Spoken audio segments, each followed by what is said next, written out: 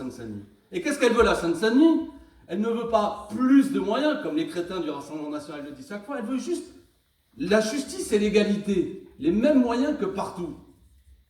Ça amène donc un plan d'urgence de 358 millions d'euros. Si je vous parle de ça, parce que quand la ministre, l'autre jour, a été interpellée à l'Assemblée nationale sur 692 millions, elle a dit, vous inquiétez pas, ça n'aura pas de conséquences, on avait des réserves. On découvre donc qu'on aurait des réserves du double du plan d'urgence que réclame le département de la Seine-Saint-Denis pour tout simplement avoir droit à 5000 postes de personnel, notamment 2000 enseignants dans le premier degré, 2000 enseignants dans le second degré. De quoi on parle? On parle du fait que dans ce département, il y a un tel problème, lorsque notamment un professeur est absent et n'est pas remplacé. Les professeurs ne sont pas plus absents dans le public que partout ailleurs, ils ont même plutôt un taux d'absentéisme moins important que dans le privé, et moins important que dans l'école privée d'ailleurs. Eh bien, en raison, vous savez, moi je suis prof, j'étais PLP, lettres histoire, pour ceux qui connaissent, il y avait même des brigades de remplacement qui existaient à une époque. Un collègue est malade, une collègue tombe enceinte, que sais-je, eh bien assez rapidement on les remplaçait. Comme on a eu des politiques d'austérité par rapport à ça, mais quand un collègue est absent, il est moins remplacé. À tel point que des fédérations de parents d'élèves, et ça a toujours été reconnu juste, même par les ministres, considèrent qu'en Seine-Saint-Denis, sur la totalité de sa scolarité, un enfant perd près de 18 mois de cours sur la totalité de sa scolarité. En Seine-Saint-Denis, vous savez, le ministre est venu nous dire qu'il faisait du harcèlement scolaire sa priorité. T'as raison, pourquoi pas. Mais nous, en Seine-Saint-Denis, 40% d'établissements, ni médecin scolaire, ni assistante sociale, il n'y a rien. Alors comment vous luttez contre le harcèlement et le suicide si quand un gamin est en crise, il n'y a aucun professionnel qui est là pour l'accompagner? Et je pourrais continuer comme ça. Le nombre d'AESH, vous savez, c'est un métier héroïque et indispensable à nos écoles, souvent féminin, avec des femmes qui sont payées aujourd'hui 600 à 700 euros par mois, ou 850 dans le meilleur des cas, avec quasi, dans beaucoup d'âmes, près de 30% qui ne peuvent pas avoir d'AESH dans nos écoles. Bref, je pourrais continuer la litanie. Il faut un plan d'urgence. Là, je parle pour la Seine-Saint-Denis, mais dans cette bataille qui va être utile à l'ensemble du pays. Pour dire, si vous touchez à l'école publique, en vérité, tel qu'ils sont en train de le faire, vous touchez à la République. Parce que la République, c'est pas ce mot abstrait qu'ils utilisent en se disant, il y aurait un arc, on serait dedans, dehors, j'en sais rien, il y aurait quelqu'un à l'entrée qui dirait, toi tu rentres, toi tu sors. La République, c'est l'école publique. Gratuite, laïque, obligatoire. Qui fait que nous pouvons avoir l'espoir et la conviction que notamment nos enfants, nous on est prêts à accepter des souffrances, mais que nos enfants pourront éventuellement avoir une qualification et avoir un métier intéressant dans la vie. C'est aussi le point dont je vais vite, l'enseignement professionnel. On m'avait dit de venir pour ça. Les amis, je sonne le tocsin, si je puis dire, parce que ça m'énerve, ce truc n'est pas dans le débat public. L'enseignement professionnel, c'est un gamin sur 3, 690 000 élèves. Un gamin sur 3. Ce sont les enfants des milieux populaires, les enfants de la classe ouvrière, qui sont aujourd'hui dans l'enseignement professionnel. L'enseignement professionnel est attaqué, agressé. L'enseignement professionnel, c'était sous Sarkozy, on est passé du bac professionnel à l'époque, c'était 4 ans le bac professionnel. Sous Sarkozy, ils ont supprimé une année, 3 ans. Puis après, sous Blanquer, ils ont supprimé 30% des enseignements fondamentaux dans l'enseignement professionnel. Et là, cette fois-ci, ils sont en train de supprimer encore près de 6 semaines de cours, notamment en mettant en place des stages en entreprise. Parce que vous savez, les gamins, c'est l'entreprise qui va les former. Et bien moi, je pense qu'il faut défendre l'idée totalement inverse. Premièrement, dans notre système d'éducation nationale en danger, l'enseignement professionnel n'est pas la variable d'ajustement de tous nos gamins en difficulté qui, lorsqu'ils ont des petits problèmes au collège, on leur dit « Toi, tu travailles pas bien, tu finiras dans l'enseignement professionnel ». Nous avons une autre vision de ce que doit être l'enseignement professionnel. Nous avons besoin, en raison de l'évolution des métiers, d'avoir des gens qui travaillent avec des hauts niveaux de qualification, avec des gens qui sont en capacité de maîtriser une langue étrangère, des gens qui ont des compétences et des connaissances de matière générale pour pouvoir comprendre le monde dans lequel ils agissent. Et accessoirement, pour faire des salariés qui seront aussi en capacité de se défendre face au patron, parce qu'ils ont une connaissance générale, sociologique, politique, et qui comprennent les enjeux, et pas seulement des gens qui sont attachés à la production. Tout ça, ça s'apprenait dans les lycées professionnels, souvent avec des collègues issus du rang ancien ouvrier, devenus profs d'atelier, et qui transmettaient cette mémoire ouvrière à nos gamins.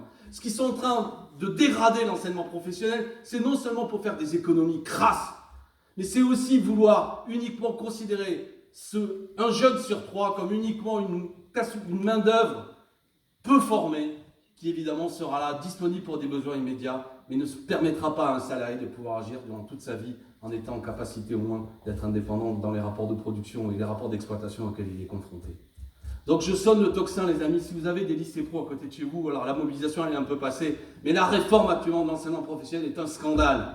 Leur modèle est de généraliser, là aussi pour ceux qui ne connaissent pas, l'apprentissage. L'apprentissage, ça n'est pas la même chose que l'enseignement professionnel, la formation publique initiale. L'apprentissage, c'est souvent dans des centres d'apprentissage où là, le jeune est dans une période beaucoup plus longue au sein de l'entreprise avec des périodes beaucoup plus courtes de formation initiale. Par moments, c'est utile l'apprentissage, je ne veux pas jeter la pierre. Mais quand vous fermez des lycées professionnels, on en est à je ne sais plus trop combien de milliers de lycées professionnels qui ont été fermés ces derniers temps. Lorsque vous fermez des lycées professionnels, mais que vous privez des jeux d'apprentissage, c'est un autre type de formation, là aussi, que vous donnez à notre jeunesse. Donc cette bataille, et si nous arrivons en responsabilité, il faudra rétablir une qualité d'enseignement professionnel. Un enseignement professionnel qui, je le répète, vous savez, l'enseignement professionnel, c'est des bacs professionnels, c'est des bacs plus 2, c'est de l'enseignement universitaire aussi. Donc, je le dis en essayant d'aller vite, mais vous l'aurez compris, quand on a face à nous une échéance qui nous amène au 9 juin, pourquoi je veux aller voter? À quoi ça sert? Est-ce que mon quotidien est impacté? J'aurais pu développer le fait des prix de l'énergie que nous voulons bloquer ou beaucoup d'autres sujets. Mais ça commence par dire à M. Macron, car évidemment vous n'êtes pas des perdants de l'année, vous avez compris que le résultat des élections sera examiné. Que nous ne voulons pas qu'on nous supprime 10 milliards de nos services publics. Nous n'acceptons pas qu'au nom de critères de 3%, on mette à mal notre école publique. Et que c'est tout l'inverse que nous voulons. Nous voulons un réinvestissement public. Nous sommes, pourquoi pas fermés, je le répète, à ce que par moment, tel ou tel outil de production soit aidé par les politiques publiques. Mais ces aides aveugles, ces milliards déversés sur des entreprises qui en profitent, notamment pour reverser des dividendes exorbitants à leurs actionnaires, c'est absurde, c'est du gaspillage. C'est ça l'enjeu de l'élection du 9 juin. Est-ce que nous pouvons faire entendre ce message suffisamment fort? Ça va dépendre de vous, de nous et d'une mobilisation générale. Dans ce moment particulier, évidemment, ça a été pointé par mes amis avant moi, on vous dit souvent, il y a Jordan, quoi. L'extrême droite serait là, exprimant, soi-disant, la souffrance populaire.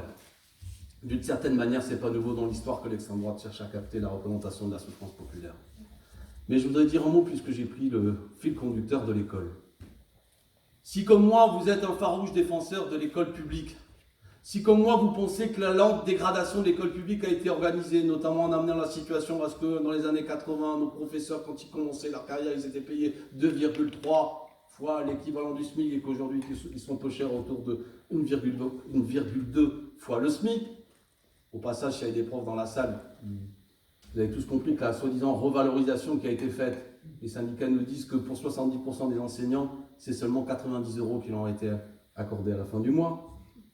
Donc avec l'inflation, vu la dégradation, ça a été dit tout à l'heure par l'un d'entre vous, général du métier d'enseignant, nous avons les enseignants les moins bien payés quasiment de l'OCDE. Incroyable. Si comme moi vous voulez le réinvestissement de l'école publique, la défense de l'école publique, il n'y a aucun intérêt, si je puis dire, à voter pour le Rassemblement national. Le programme du Rassemblement national sur l'école, allez le voir. Allez le voir. Comme toujours, il joue sur le fait que l'école publique, nous dit-il, s'est dégradée. Au début, tu te dis, tiens, oui. En raison de quoi? En raison notamment de l'immigration trop importante qui est accueillie dans nos écoles, de politiques qui sont menées notamment dans ce qu'on appelle les REP, les dispositifs particuliers qu'eux veulent supprimer. Quelles sont les réponses qu'il faut y apporter? Ils disent qu'il faut restaurer l'autorité au sein de l'école. Alors moi, je veux bien l'autorité de la qualité de l'enseignement, élève puis professeur, je suis pour que l'élève écoute le professeur. Mais l'autorité dont il parle, ce n'est pas l'autorité qui fait que quand le prof va être absent, il va être remplacé, ce n'est pas l'autorité qui fait que le professeur va être mieux rémunéré, ce n'est pas l'autorité qui fait que durant son métier, le professeur va avoir une qualification plus importante. L'autorité, ça se passe autour de quoi? Vidéoprotection au sein des établissements scolaires, je ne présente pas, c'est dans le programme du Rassemblement national. Vidéoprotection, restauration de l'uniforme à l'école et diplôme à la fin de troisième de sélection, notamment à travers le brevet, que si vous n'obtenez pas votre brevet des collèges, eh bien vous ne pourrez pas accéder au lycée.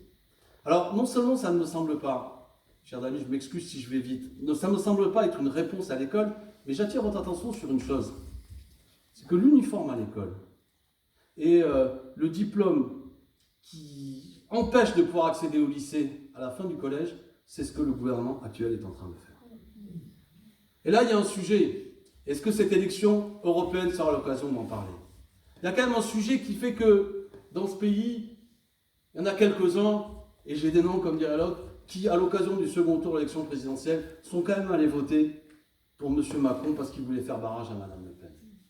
Il y a même eu le président de la République qui a dit, une fois qu'il a su qu'il était élu, ce vote m'oblige, et je sais que beaucoup d'entre vous n'ont pas voté pour moi, mais ont voté pour faire barrage à l'extrême droite.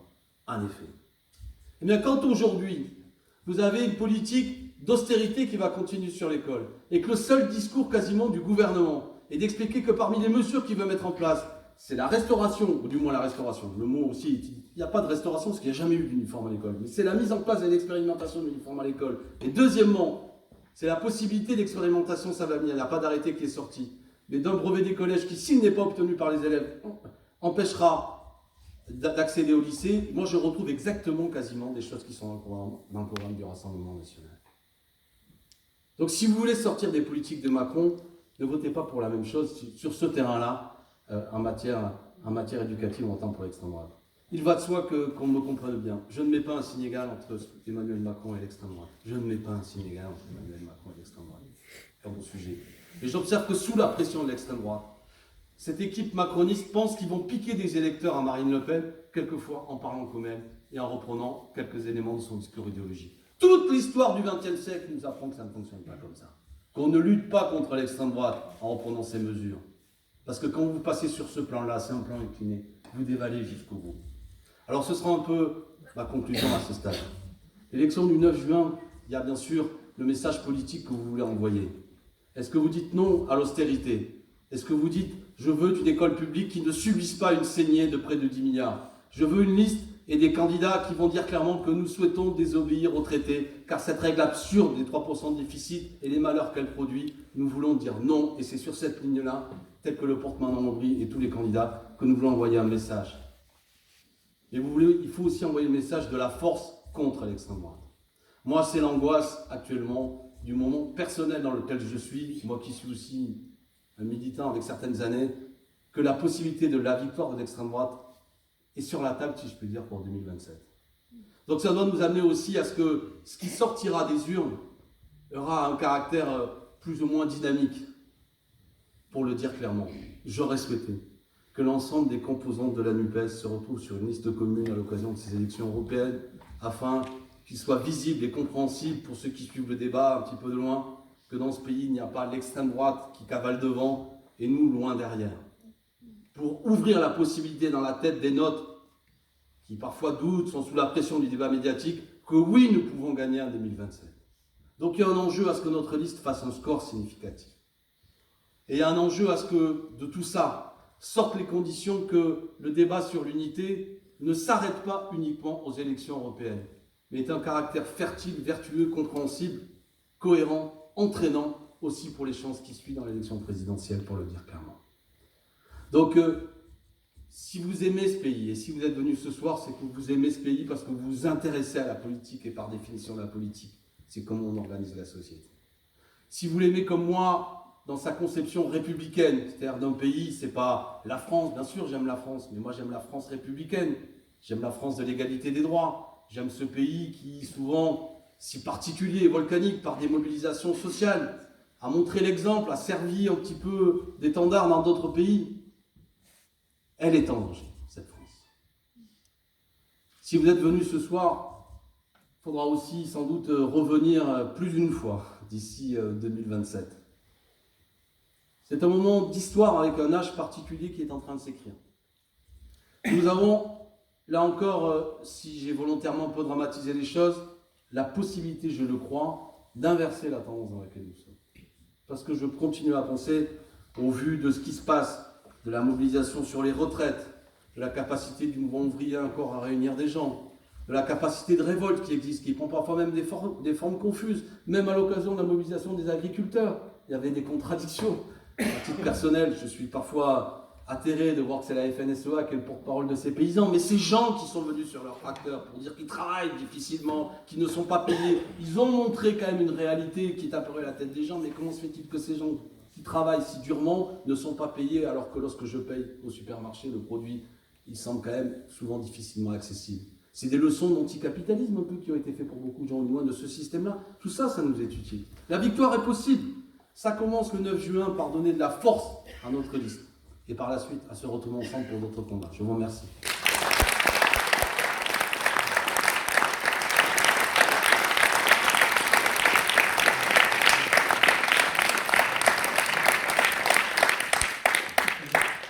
Merci à tous les quatre pour vos interventions très fortes.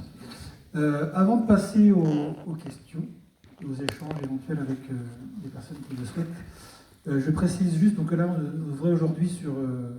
on va faire court pour les questions. On devrait sur un cycle de débats, conférences sur l'enseignement professionnel et la formation professionnelle avec les copains des Grands Bergères. Donc, on vous recontactera pour se revoir ultérieurement une fois passées les élections européennes. Donc, la suite du programme, un petit échange avec la salle, si vous êtes d'accord avec ça. Et vers 21h10, 15 minutes. Et après, on va aller se restaurer juste à côté avec un buffet de viande. 3 questions. Allez, 3-4 questions maximum.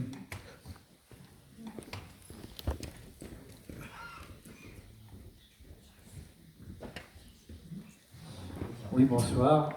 J'interviens sur la question de l'école, puisqu'on vient d'en parler, parce qu'on a évoqué, on a eu à juste titre les 45 classes supprimées, mais il y a aussi dans le second degré, dans les Côtes d'Armor, prévu 35 suppressions de postes dans les collèges et lycées à la rentrée prochaine. Et ce que j'ai appris hier, c'est que vous savez que dans le dispositif donc, de Belloubet Attal, ça vient d'être dit d'ailleurs, les jeunes qui n'auront pas le brevet des collèges ne pourront pas accéder, à la seconde.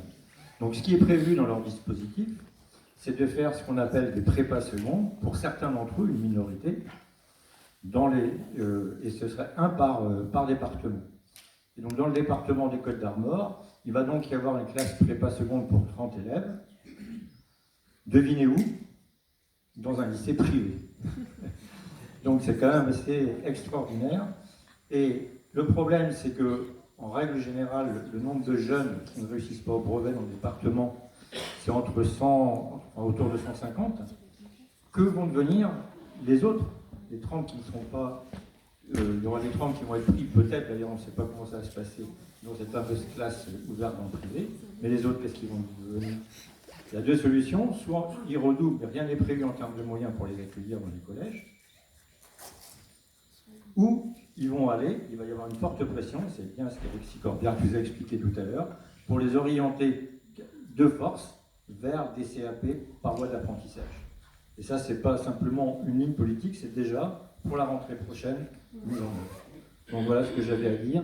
Et ce qui est quand même réjouissant, c'est qu'il y a énormément de mobilisation, que ce soit dans le premier degré, dans le second degré, des parents pour la défense des collèges, contre aussi les fameuses classes de niveau que tout le monde rejette. Et donc, moi, ce que j'espère, c'est que ces mouvements-là qui sont en train de se développer s'amplifient et s'ancrent dans la durée. C'était pour dire que ce qu'on connaît dans le département, on voit exactement ce qui vient d'être expliqué par Alexis.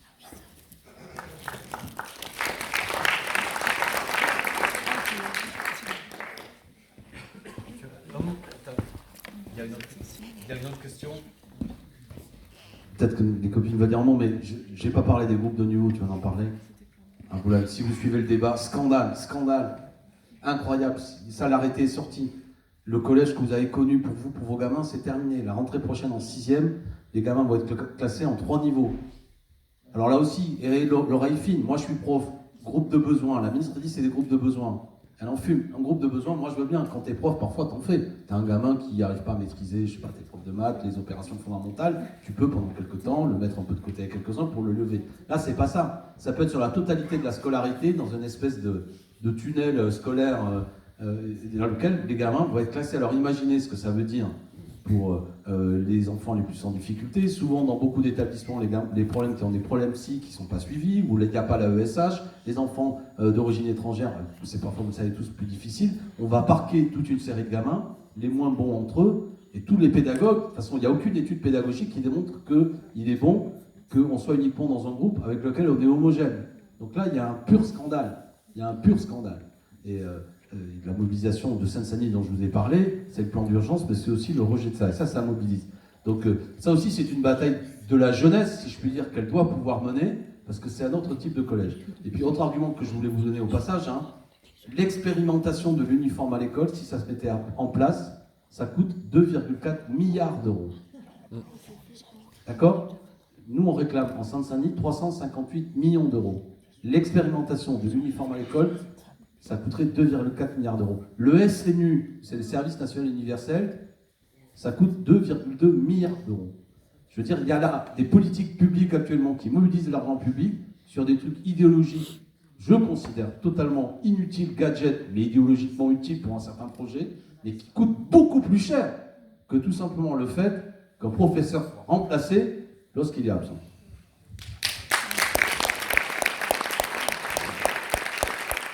Oui, mais je voulais... Donc, Attends, Philippe, je voulais juste dire que deux choses. Je voulais dire qu'on a un point commun avec la Seine-Saint-Denis, c'est que souvent les banlieues autour de Paris se sont sentis les territoires oubliés de la République. Et maintenant, nos territoires ruraux, nos départements ruraux, on commence à devenir aussi des territoires oubliés de la République. Et que donc il est temps de changer ça. C'est pour ça qu'il faut voter le 9 juin. Et je voulais aussi dire que dans la salle, il y a des membres du collectif de défense du collège de Corlay. Le collège de Corlay, c'est un collège qui va fermer. C'est notre département, majorité de gauche, qui a décidé que c'était trop petit. Bon, oui, certainement, il y a des bons résultats. Oui, certainement, les élèves sont bien. Mais non, on le ferme à la rentrée pour des motifs chiffrés. Il n'y a pas assez d'élèves. Et on va en construire un nouveau. Mais on n'a pas encore fait les plans, on n'a pas encore fait le... Donc les élèves pour la rentrée prochaine, ils sont déjà inscrits dans les établissements privés autour, ils ne reviendront pas dans le public. Et donc s'il y a parmi vous des gens qui veulent parler de la situation du collège de Corlay et d'inviter des gens pour vendredi prochain, prenez le micro. On marque. Oui, je voulais juste profiter de la question pour parler d'un sujet sur la question professionnelle qui est très peu porté par les syndicalistes étudiants, alors que pour moi, quand j'ai quitté mon mandat, j'aurais dit qu'il faut porter cette réforme. C'était la réforme des bachelors universitaires et technologiques qui était auparavant du DUT.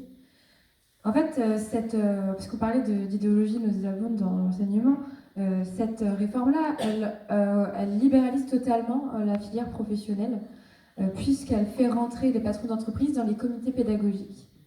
Mais pire que juste de rentrer et de siéger, comme Total le fait à Paris-Saclay pour l'université, là, ils ont vraiment la main mise sur le programme. Ce qui fait qu'on a des bassins de compétences. Donc le bassin, par exemple, du côté de Marseille est très fort en métallurgie. En Bretagne, ça va être plutôt l'agro-industrie. Et donc, derrière, si nos diplômes sont hyper spécialisés par bassin et par territoire, pourquoi faire des conventions collectives vu que c'est pas le même diplôme? Et vous voyez la suite logique de tout ça? C'est libéraliser en faisant entrer l'entreprise partout. Alexis le disait tout à l'heure, comme si c'était l'entreprise qui allait former. En fait, l'éducation, c'est un formidable outil émancipateur puisqu'il emmène un esprit critique que l'entreprise ne permet pas. Donc voilà, je voulais juste dire que ça, c'était un sujet aussi, ces comités pédagogiques avec des patrons dedans. En pro, ça arrivera sans doute peut-être un jour dans d'autres niveaux, mais en pro et dans l'enseignement supérieur à la recherche, c'est le cas et c'est dramatique.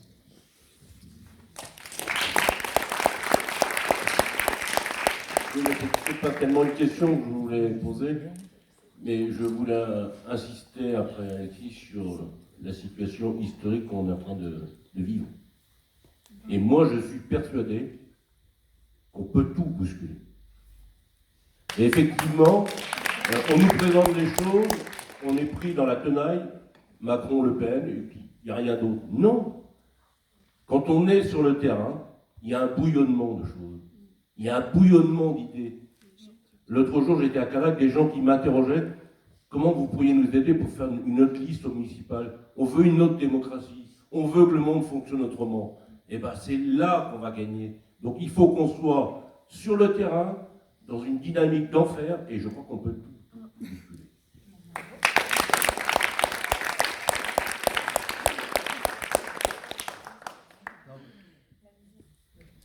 Puisque ça marche pas. Ça marche pas? Ah non, celui-là, non, je suis peut-être... Ah si, ça y est. Ah pardon. Non, mais tu as parfaitement raison. C'est-à-dire qu'il va y avoir un miroir déformée de ces élections. 30% dans une élection ou 50% de gens qui viennent voter, si le Rassemblement fait ce score, hein, parce que souvent les sondages ont mis assez haut. Mais soyons honnêtes, on sent qu'il y a une ambiance où quand même les idées d'extrême droite se développent dans le pays. 30% de 50% des électeurs qui viennent voter, ça n'est pas une majorité. Maintenant, comme tu l'as pointé, il y a un moment où la force va aller à la force. Dans un moment où l'idée même de démocratie, je trouve, a été abîmée par ce gouvernement, l'utilisation de 49.3 répété, un anti-parlementarisme. Parce que la stratégie de Macron, depuis qu'il est minoritaire en 2022, à la fin de l'Assemblée nationale, c'est considérer que le Parlement, en fait, ne sert pas. Et le Parlement vous est souvent présenté comme un lieu de bavardage, d'excès, etc. Sous-entendu, la petite musique, tout ça ne sert à rien. Donc c'est pas si grave si on vous impose des budgets qui ne sont même pas débattus par les parlementaires. Et comme ça, c'est un petit poison anti-parlementaire qu'on vous met dans l'idée, où finalement la solution autoritaire n'est pas si mal. Alors que paradoxalement, ce que réclame le pays, c'est plus de démocratie. Ça, c'est une bataille idéologique. Soyez pas impressionnés quand on vous dit au Parlement, il y a du chahut, on n'a jamais vu ça. Ouvrez un livre. Sous la Troisième République, c'était pire. Il y a un député monarchiste qui est monté à la tribune pour mettre un coup de poing dans la figure à Jean Jaurès. Il se défiait en duel à l'épée. Il y avait une cellule de dégrisement à l'Assemblée nationale parce que c'était une assemblée d'hommes surtout, qui à la buvette se bourrait la gueule et après s'insultait. Ça a eu été pire et beaucoup pire à l'Assemblée nationale. C'est du baratin, ce qu'on vous raconte. Mais on ne vous le raconte pas parce que il y aurait des gens, comment dirais-je, un peu ignorants. C'est que c'est un discours idéologique. Donc à nous de faire entendre ça. Et après, il y a un autre sujet, mais ce n'est pas l'objet de la soirée de ce soir. Je pense que la ligne stratégique que nous devons garder, c'est celle de l'union. De l'union. Malgré les difficultés des directions, il faudra continuer. Il va falloir le réclamer. Moi, je suis là-dessus. Parce que là encore, l'histoire n'est pas qu'une longue répétition, mais quand l'extrême droite est haute, et le macronisme va se décomposer, il va se décomposer, on le voit bien. Il va falloir que nous, on crée des conditions quand même que nous ne cultivions pas des différences qui, par rapport aux enjeux historiques du moment, me semblent un peu décalées. Il n'empêche, une fois que j'ai dit ça, dans cette élection, puisque c'est comme ça, il faut de la force pour notre liste. Parce que derrière notre liste, il y a aussi l'idée qu'il y a le programme. Et moi, je crois que la condition de l'union, c'est la volonté de faire l'union, et c'est aussi le programme qui permet de faire l'union. Et dans ce pays, je ne connais qu'un programme qui peut rassembler toute la gauche, du NPA au PS, vu que même le NPA a dit qu'il était d'accord. C'est le programme de la NUPES. Donc, on peut discuter. Il y a 650 points, on peut discuter de ce qu'on retient, plus ou moins. Tout ça, c'est autre chose. Mais tendez l'oreille. Chaque fois qu'un gars dit « il faudra se rassembler sur notre programme », c'est pas bon. Ça annonce la division. Je dis ça parce que j'ai entendu Raphaël Glucksmann me dire ce matin à la radio. Quand tu commences à dire que l'union... C'est une œuvre, le programme de la NUPES, qu'on a réussi à imposer. Ce programme nous rassemble. C'est-à-dire, en gros, 3 ruptures nécessaires dans ce pays. Sur le plan social, meilleure répartition des richesses. Sur le plan écologique, arrêter le modèle productif qui saccage la planète. Et sur le plan démocratique, la 5e République pourrissante, ça suffit. Ça suffit, les pleins pouvoirs présidentiels. Franchement, avec ça, on peut se rassembler. Ceux qui vous parlent d'autre chose. Donc, si on est fort, c'est ce message qui est envoyé, et après, il y aura du boulot.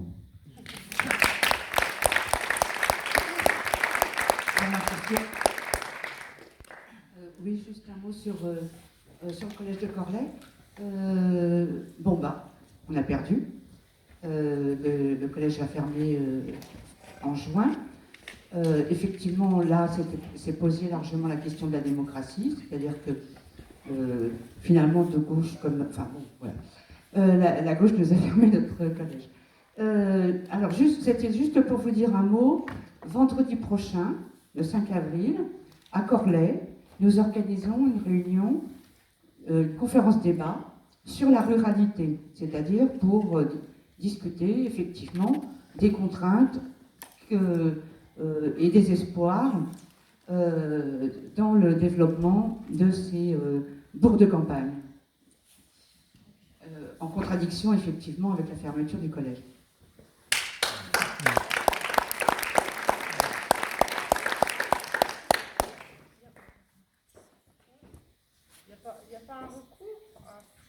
Un, deux, trois. Ouais. Il n'y a pas un recours encore devant le tribunal administratif? Il y a un deuxième recours qui a été déposé, non? En fait, là c'est compliqué pour les gens parce que la perte d'un collège dans une zone rurale, c'est énorme. Et donc là, les gens sont en train de faire leur deuil d'une vie qu'ils avaient et qu'ils sont obligés de reconstruire différemment, avec toutes les contraintes que ça a. J'avoue que ça me fait les boules.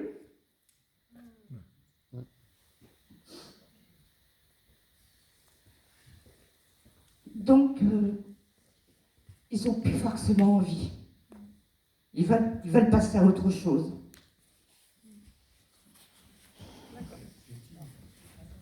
Bon, en tout cas, on se déplace vendredi prochain à Corlay pour parler ruralité et faire en sorte, parce que tu parlais d'autres collèges. Combien de collèges ça représentait? Tu as parlé de nos services publics, c'était combien de collèges? Parce que finalement, on s'aperçoit que Corlay, ça ne sera pas le seul. C'est que Corlay commence et puis ça va continuer. Donc c'est pour ça qu'il faut absolument rester mobilisé. C'est les classes, après c'est les collèges, mais il n'y aura pas que Corlay. C'est le collectif, vous connaissez nos services publics qui font un super boulot. 436 écoles primaires et 54 collèges. Et donc, on nous avait annoncé il y avait 3 autres collèges qui étaient menacés. Mais c'était Plumeur-Baudou, il n'y avait pas Erquy, il me semble également. Donc il y avait plusieurs collèges qui étaient menacés. Donc ça veut dire qu'il faut absolument maintenir la mobilisation. C'est vraiment primordial. Et on regardera après les recours devant le tribunal administratif. Parce qu'il y a aussi une façon de faire de la part du conseil départemental qui était assez inadmissible quand même. Il y a vraiment une manière de faire qui n'est pas possible. Et on se sent trahi quand même par cette gauche. J'ai oublié de donner les arguments, mais au collège aujourd'hui, en 1980, il y avait 23,5 élèves en moyenne au collège. Aujourd'hui, c'est 25,6 la moyenne. Et au lycée, il y avait 27 élèves en 1980 par classe en moyenne. Aujourd'hui, c'est 30,2. Je donne ces éléments généraux pour... Soi-disant, généralement, on vous dit qu'il y a des vieillissements, etc., il y a des fermetures d'établissements, mais ça se retrouve toujours aux dépens des gamins. On va pouvoir s'arrêter là. Merci à tout le monde d'avoir pu venir et participer à cette réunion.